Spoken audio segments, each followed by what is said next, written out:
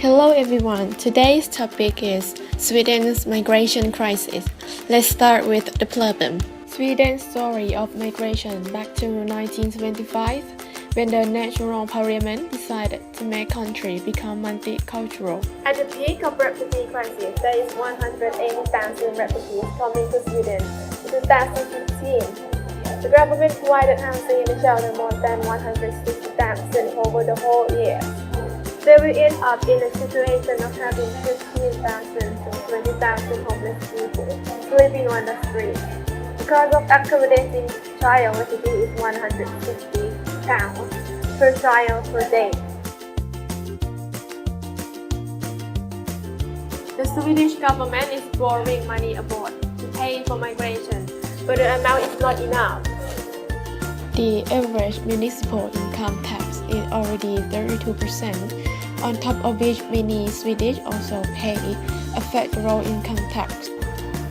Temporary residence permits will be granted to all refugees apart from those relocated to Sweden under the EU quota scheme, and families with children and unaccompanied children who have already arrived. Sweden's border police also announced the doubling of officers on Sweden's southern coast, where the most refugees arrive. Government revenue. Approximately 90% of central government revenue derive from tax. These are tax on citizen, wage, and other forms of income, VAT or value-added tax on products that we buy, and tariff on goods that are important to Sweden. An examples of different sources of central government revenue. First, tax. For example, income tax, VAT, and tariff. And next, income from central government activities, such as fee for ethical testing for research relating to human beings. And next, income from sales of shares, building, machinery, and land. And the next, repayments of loans by other countries. Depreciation, for example, on property, amortization payment, and national pension contributions. And the last, subsidy and grant from the EU. In this figure, tax revenue percent of GDP in Sweden was last measured at 21.47 in 2012. Tax revenue refers to compulsory transfer to the central government for public purpose. It includes fines, penalties, and more social security contributions, refunds, and corrections of erroneously collected tax revenue are treated as negative revenue. Now, we will look at the government expenditure in Sweden. You can see the figure that is in the 2015. The government spending in Sweden was 50.4% of their GDP. And in the figure will show you their spending on the 1993 to 2015. And the average of the government spending was 55.12%. And you can see from the graph on the 1993, the highest of the spending, which is 70.5%, and the lowest is in 2007, which is 49.7%. Now we will move to the government expenditure on immigration. From the number of asylum seekers arriving in Sweden, that has forced the government to more than double its spending on immigration.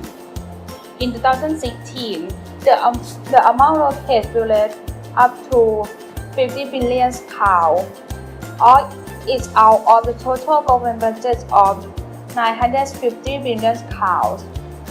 And the amount is a huge increase on earlier estimates, with total 19 million pounds.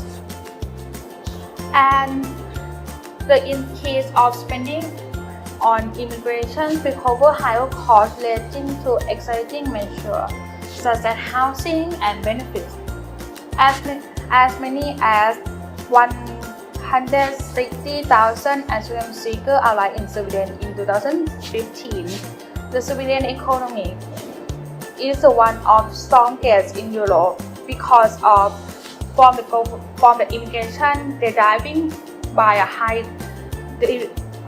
domestic demand and increasing the export.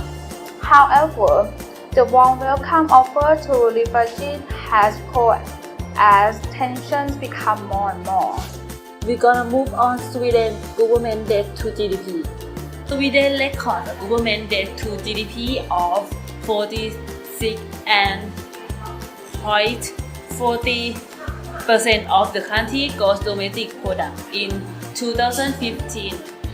Government debt to GDP in Sweden averaged 40.20% of 1994 until 2015, reaching an all-time high of 72.4% in 1994 and a record low of 36.80% in 2008. Generally, government debt as a percentage of GDP is used by investors to measure a country's ability to make future payments on its debt, thus affecting the country's borrowing costs and government bond yields. This page provides Sweden's government debt to GDP, actual value, historical data, forecast, chart statistics, economic calendar, and news. Sweden government debt to GDP, actual data, historical chart, and calendar of release was last updated on December of 2016. We will talk about how Sweden think about immigrants. I feel betrayed by my country, the Swedes, who think that Scandinavia utopia is being ruled by refugees. Last year, while other EU states debated sending Syria back to Turkey, Sweden single-handedly took in over 160,000 people, but not all Sweden are happy with their reputation as a humanitarian superpower. You can't say anything without being called a racist, says Robert Johansson. I have lost my pride in being Swedish instead it suddenly feels wrong. Robin Hanstorm says, I help my own family first and by extension the nation and the people, then I can start helping people from other parts of the world, but not right now. Right now, I have to help my own people of Sweden. Swedes are true native and always pity others, but you can help the entire world right now. Thank you for watching. Bye bye.